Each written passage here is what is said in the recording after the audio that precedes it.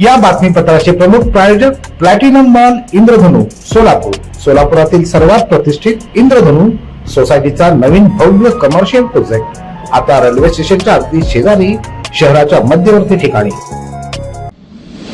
ऊस विक्रीतून मिळालेली $2.25 लाख रुपयांची रक्कम 2 अज्ञात महिलांनी पळवली असल्याची फिर्याद बाळे येथील रोहिणी संजय पाटील या महिलेनं फौजदार चौडी पोलिसात दिली आहे. हा प्रकार 20 फेब्रुवारी दुपारच्या सुमारास बाळे इथं घडला. रोहिणी पाटील यांनी दिलेल्या फिर्यादीनुसार त्या या दिवशी जुना पुणे नाका येथून रिक्षानं बाळे गावाकडे जात असताना त्यांच्याजवळ पर्समध्ये 1,70,000 रुपयांची रोख रक्कम होती. रिक्षात सोबत बसलेल्या 2 अज्ञात महिलांनी ही रक्कम त्यांच्या नकळत पर्समधून काढून घेतली. रोहिणी पाटील यांनी मासनूर येथील यात्रेत ऊस विक्री दुकान लावलं होतं. त्यातून आलेली ही रक्कम घरी आणताना चोरी झाल्याचं म्हटलंय. तब्बल 4 दिवसांनी फौजदार चावडी पोलिसात गुन्हा दाखल करण्यात आला आहे.